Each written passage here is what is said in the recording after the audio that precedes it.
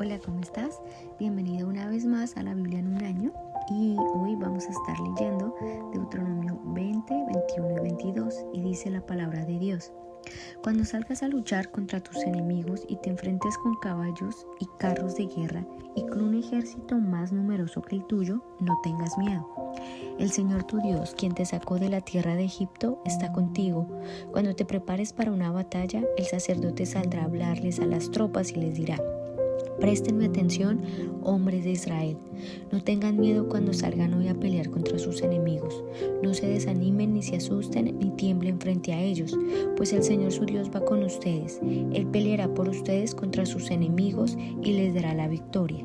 Luego, los jefes del ejército se dirigirán a las tropas y dirán: ¿Alguno de ustedes acaba de construir una casa pero aún no la ha estrenado? De ser así, puede irse a su casa. Podría morir en batalla, y otro estrenaría su casa. ¿Alguno de ustedes acaba de plantar un viñedo pero aún no ha comido ninguno de sus frutos? De ser así, puede irse a su casa. Podría morir en la batalla, y otro comería los primeros frutos. ¿Alguno de ustedes acaba de comprometerse con una mujer pero aún no se ha casado con ella? Bien, puede irse a su casa y casarse. Podría morir en batalla y otro se casaría con ella. Luego los jefes también dirán: ¿Alguno de ustedes tiene miedo o está angustiado? De ser así, puede irse a su casa antes de que atemorice a alguien más. Una vez que los jefes terminen de hablar a las tropas, nombrarán comandantes para cada unidad. Cuando te acerques a una ciudad para atacarla, primero debes ofrecer condiciones de paz a sus habitantes. Si aceptan las condiciones y te abren las puertas, entonces todos ellos quedarán obligados a servirte haciendo trabajos forzados. Pero si no quieren hacer la paz y se preparan para luchar, deberás atacar la ciudad. Cuando el Señor tu Dios te entregue la ciudad, mata a filo de espada a todos los hombres de ese pueblo. Sin embargo, podrás quedarte con todas las mujeres, los niños, los animales y el resto del botín de la ciudad. Podrás disfrutar de todo el botín de tus enemigos que el Señor tu Dios te entregue. Estas instrucciones solo se refieren a las ciudades lejanas, no a las naciones que ocupan la tierra donde estás a punto de entrar. En las ciudades que el Señor tu Dios te da como preciada posesión, destruye a todo ser viviente. Tienes que destruir por completo a los hititas, a los amorreos, a los cananeos, a los fereceos y a los heveos y a los jebuseos, tal como el Señor tu Dios te ordenó. Así evitarás que los pueblos de esa tierra te enseñen a imitar las costumbres detestables que practican cuando rinden culto a sus dioses, lo cual te haría pecar profundamente contra el Señor tu Dios. Si al atacar una ciudad la guerra se prolonga, no debes cortar los árboles a hachazos. Puedes comer de los frutos, pero no derribes los árboles. ¿Acaso los árboles son enemigos a los que tienen que atacar? Solamente corta los árboles que saben que no son aptos para comer. Úsalos para la fabricación de todo lo que necesites para atacar a la ciudad enemiga hasta que se rinda. Capítulo 21. Cuando estés en la tierra que el Señor tu Dios te da, podría ocurrir que alguien encontrara en el campo a una persona asesinada y no se supiera quién lo mató. En un caso así, los ancianos y los jueces tendrán que medir la distancia que hay desde el lugar del crimen hasta las ciudades cercanas. Una vez que hayan determinado cuál es la ciudad más cercana, los ancianos de esa ciudad tendrán que elegir una novilla de la manada que nunca haya sido entrenada para el arado ni usado el yugo. La llevarán hasta un valle que no haya sido arado ni cultivado y que tenga un arroyo donde siempre fluya el agua. Allí en el valle le quebrarán el cuello a la novilla. Después se acercarán a los sacerdotes levitas, pues el Señor tu Dios los ha elegido para que sirvan delante de Él y pronuncien bendiciones en el nombre del Señor. Ellos son los responsables de resolver todos los casos legales y criminales. Los ancianos del pueblo tendrán que lavarse las manos sobre la novilla a la cual le quebraron el cuello. Luego dirán: nuestras manos no derramaron la sangre de esta persona ni vimos cómo sucedió. Oh Señor, perdona a tu pueblo Israel, al cual has redimido. No culpes a tu pueblo de asesinar a un inocente. Así quedarán absueltos de la culpa por la sangre de esa persona. Si sigues estas instrucciones, harás lo correcto a los ojos del Señor y purificarás a tu comunidad de la culpa por homicidio. Supongamos que sales a la guerra contra tus enemigos y el Señor tu Dios los entrega en tus manos y tú tomas cautivos a algunos de ellos. Y supongamos que entre los cautivos ves a una mujer hermosa a la cual te sientes atraído y deseas casarte con ella. Si tal cosa sucediera, podrás llevarte a tu casa, donde ella tendrá que raparse la cabeza, cortarse las uñas y cambiarse la ropa que lleva puesta cuando la tomaron prisionera.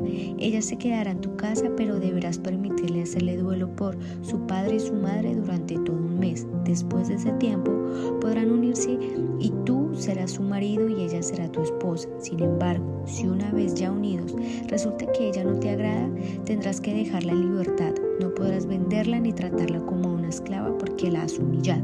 Supongamos que un hombre tiene 2 esposas y solamente ama una de ellas, pero ambas le han dado hijos varones, y supongamos que el primer varón lo haya tenido con la mujer que no ama.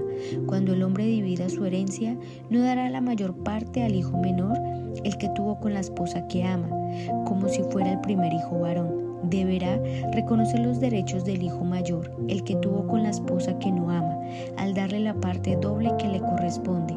Ese hijo es el primer fruto del vigor de su padre y a él le corresponden los derechos del primer hijo varón. Supongamos que un hombre tiene un hijo terco y rebelde que no quiere obedecer ni a su padre ni a su madre, a pesar de que ellos lo disciplinan. En caso así, el padre y la madre tendrán que llevarlo ante los ancianos mientras estén juzgando en las puertas de la ciudad. Ambos padres les dirán a los ancianos: este hijo nuestro es terco y rebelde y se niega a obedecer, es glotón y borracho. Entonces todos los hombres de esa ciudad lo matarán a pedradas.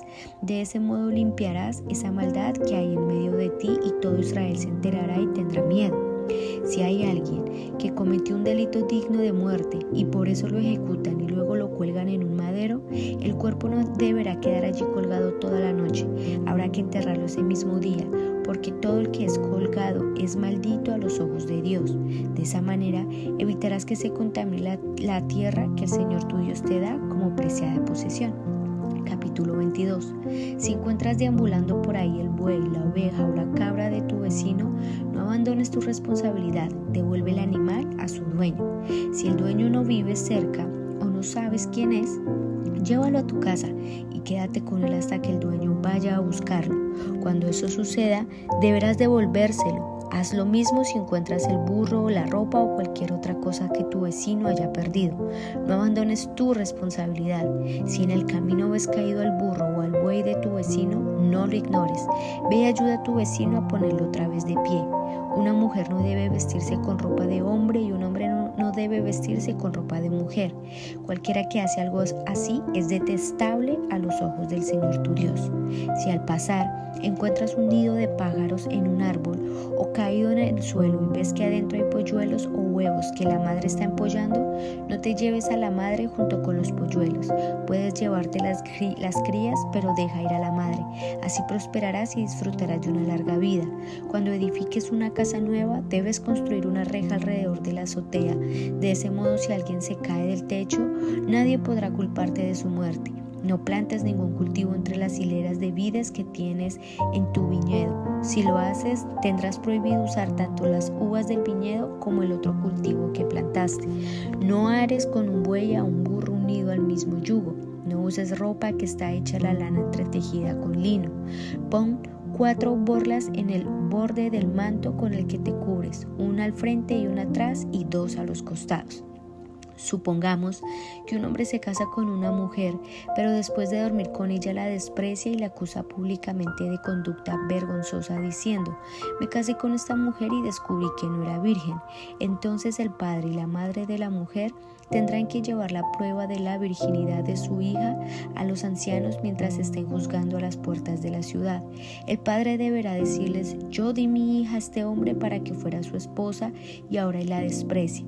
La ha acusado de conducta vergonzosa diciendo: descubrí que su hija no era virgen, sin embargo, aquí tengo la prueba de su virginidad.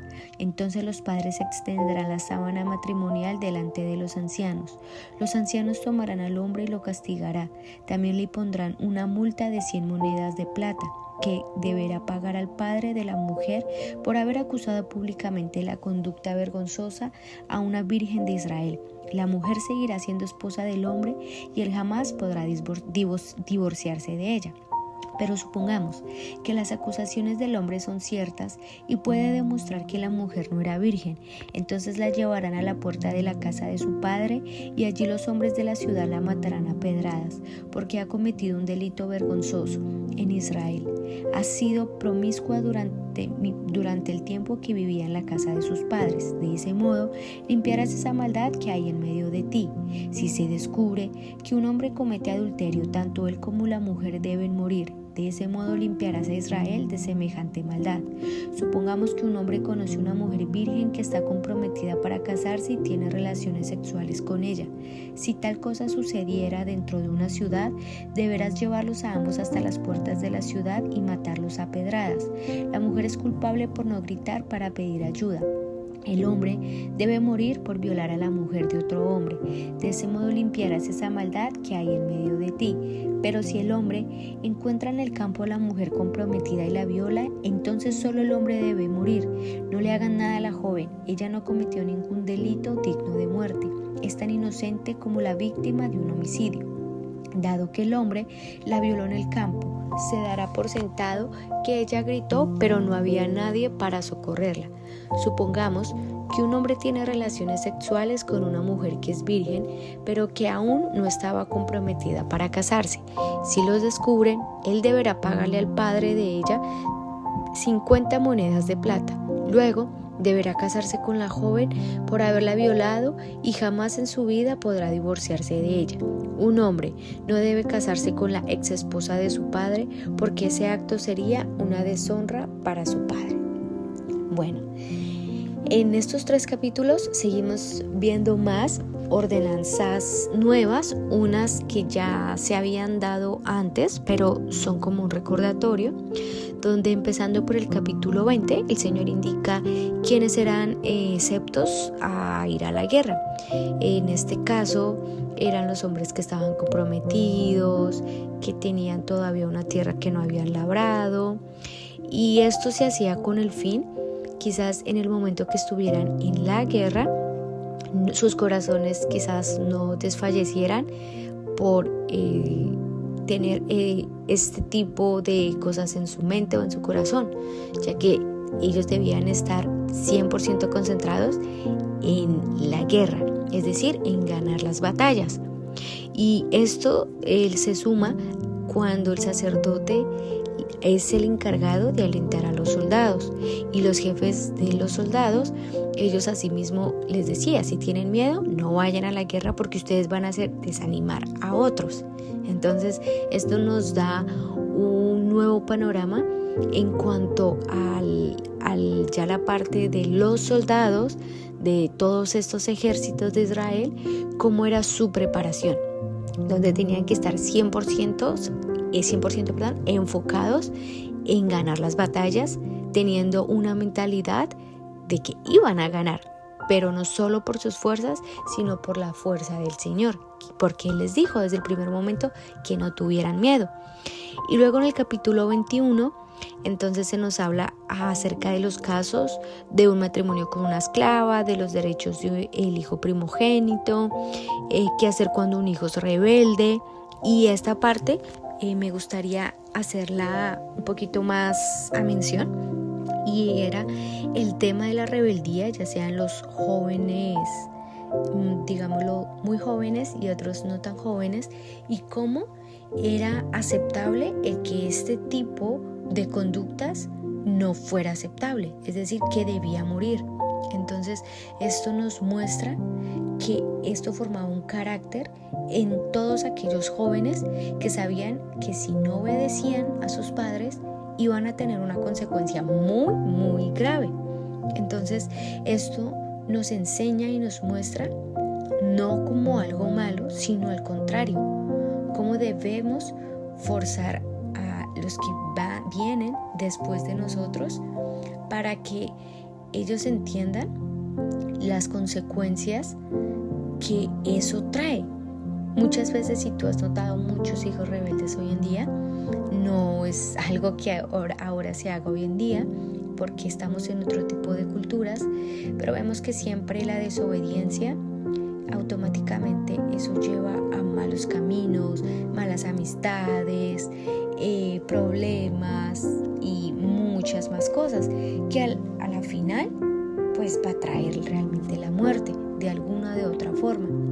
En ese tiempo la cultura era totalmente diferente a esta, pero creo que sí aquí recalca el hecho de que si un hijo era rebelde y esto se aceptaba, eso iba como a perplejar en muchas más áreas, no solamente de la familia, sino de la comunidad como tal. Entonces, sí o sí, Israel debía ser un pueblo apartado para el Señor. Y por esto mismo era que no se permitía este tipo de conductas. Entonces notamos como desde los más jóvenes hasta los más ancianos tenían que tener claro su responsabilidad de mantenerse en santidad delante del Señor. Y luego de esto vemos algo muy interesante en el capítulo 21, en el verso 22, acerca de qué pasaba cuando un hombre era colgado en un madero. Y se nos explica que era maldito. Y vemos precisamente qué fue lo que Cristo pasó. Si comparamos Deuteronomio 21, verso 22, con Gálatas 3:23, dice precisamente lo que Cristo hizo, y fue redimirnos de esta maldición, de esta ley que dice en Deuteronomio capítulo 21, verso 22. Es decir, que Cristo vino a cumplir y a abolir esta parte. Es decir, para que me entiendas un poco mejor, realmente lo que Cristo vino a hacer era que decía que el que era colgado en un madero era maldito. Entonces, como Él fue colgado y su muerte fue en un madero, entonces vemos cómo se hizo maldición para hacernos bendición. Pero claramente él, al ser santo, no hubo pecado que pudiera tocarlo a Él, muerte que pudiera tocarlo a Él. Entonces, eso es lo que Él hace, como en otras palabras. Él, como todos sabemos, pagó por nosotros con su vida y asimismo resucitó, porque esto no tenía poder sobre Él. Y aún más, que nos hizo a nosotros pasar de ser esclavos del pecado, de estas maldiciones, a ser realmente nuevas criaturas y vivir junto a Él. Entonces es muy interesante cuando leemos Gálatas 3:23 y lo comparamos con este verso, y me gustaría leértelo. Esta es la versión Reina Valera. Dice: Cristo nos redimió de la maldición de la ley, hecho por nosotros maldición, porque está escrito: maldito todo el que es colgado en un madero. Entonces aquí es donde nosotros vemos cómo se cumple esta profecía.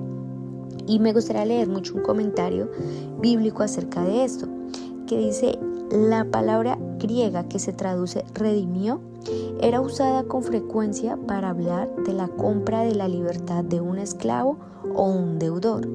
La muerte de Cristo, debido a que fue una muerte de sustitución por el pecado, porque como hemos leído a lo largo de estos libros, que para que un animal puro muriera era para redimir la culpabilidad del hombre o de la persona.